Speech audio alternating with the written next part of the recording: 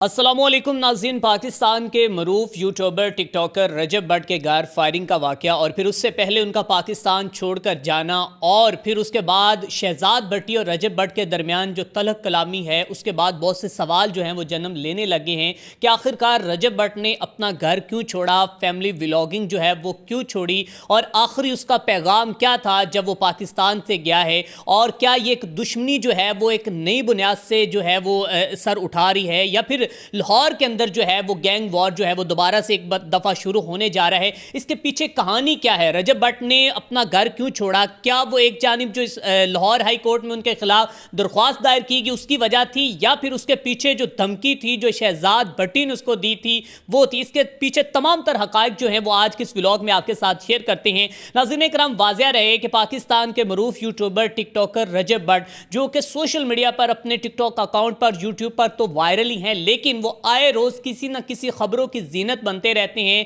कहीं पर अगर वो उनके परफ्यूम का मामला हो, कहीं पर ख़वातीन की जो कि उनके ऊपर ज़्यादती का केस हो, या फिर उनके घर के बाहर फायरिंग के मामलात हों, कहीं ना कहीं उन्हें जो है वो थाने के चेहरे के जो चक्कर हैं वो लगते ही रहते हैं। लेकिन इसके बावजूद जो है वो फिर आते हैं और अपने व्यूवर्स को वो जो है वो इंटरटेन करती हैं या उनके साथ वो डिस्कस करती हैं। वो फिर जो है मामलात जो हैं पिछले दबते हैं और नए जो हैं वो सामने आ जाते हैं। अब हाल ही में पहले हमें ये खबर सुनने को मिली कि जनाब मरूफ यूट्यूबर रजब भट्ट ने अपनी फैमिली को छोड़कर बाहर जाने का फैसला कर लिया है, और आखिर में उन्होंने एक व्लॉग भी रिकॉर्ड करवाया जिसमें अपनी वालिदा के गले लगकर रो रहा है और अपने वालिद के गले लगकर रो रहा है, और ये कह रहा है कि लोग ये चाहते हैं कि मैं जो ये पैसा कमा रहा हूँ वो ना कमाऊँ और मैं यहाँ पर भूखा मर जाऊं, मैं लोगों से पैसे पकड़ूं। और बड़े बड़े गिले शिकवे उन्होंने पाकिस्तान गवर्नमेंट से किए और ये कहा कि इंडियन जो इन्फ्लुएंसर हैं, टिकटॉकर हैं, उनको पूरी प्रोटेक्शन दी जाती है, हमें कोई प्रोटेक्शन नहीं दी जाती। इससे पहले मेरे घर पर फायरिंग के जो वाकयात हैं वो देखने को मिले। नाज़रीन, इससे पहले भी हमें वाकयात देखने को मिले, लेकिन वो कहा जाता था कि एक जो कि स्क्रिप्टेड ड्रामा था, एक प्री प्लानड था, जो कि ऑडियंस को अपनी तरफ इंगेज करने का एक मामला था। लेकिन इस बार जो मामला पेश आया है वो बड़ा हैरान कुन है। हैरान कुन कुछ यूं है कि एक जानिब तो हम देखते हैं कि वीडियोस के अंदर, फुटेज के अंदर दो अफराद जो हैं वो नजर आ रहे हैं, मुसल्लह अफराद हैं, जिसमें जनाब एक ने अपने चेहरे पर कोई निकाब नहीं लगाया हुआ, कोई बिल्कुल उनका चेहरा जो है उस शख्स का बिल्कुल वो साफ है, नजर आ रहा है, और दूसरे शख्स के चेहरे के ऊपर मास्क लगा हुआ है या कपड़ा बंधा हुआ है,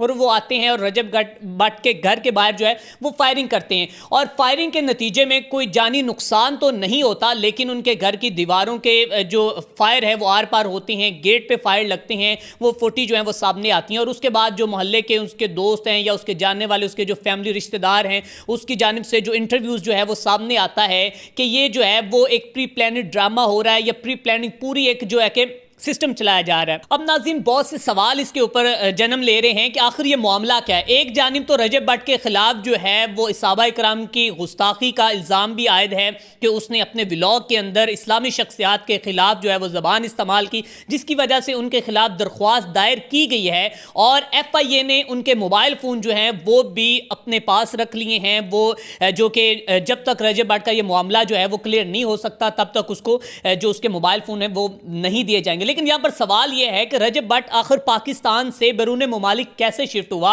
और उससे उसका व्लॉग तो बाद में आता है, लेकिन खबरें जो हैं वो पहले गर्दिश करने लग जाती हैं कि रजब भट्ट जो है वो पाकिस्तान से जा रहा है और अपनी फैमिली व्लॉगिंग तब तक बंद कर रहा है कि जब तक उसकी वालिदा उसको इजाजत नहीं देगी, क्योंकि वो कहता है कि पैसा, शोहरत, सब कुछ जो है वो मेरी जान से बढ़कर, मेरे वालिदैन से बढ़कर नहीं है। अब नाज़रीन इकराम, दूसरी जानिब जो है वो ये है कि जनाब एक तो उसकी लड़ाई होती है और वो 25 तारीख का चैलेंज करता है शहजाद भट्टी को। एक जानिब तो रजब भट्ट के जो फैंस हैं या जो उसके व्यूवर्स हैं ये सवाल उठा रहे हैं कि उसके जो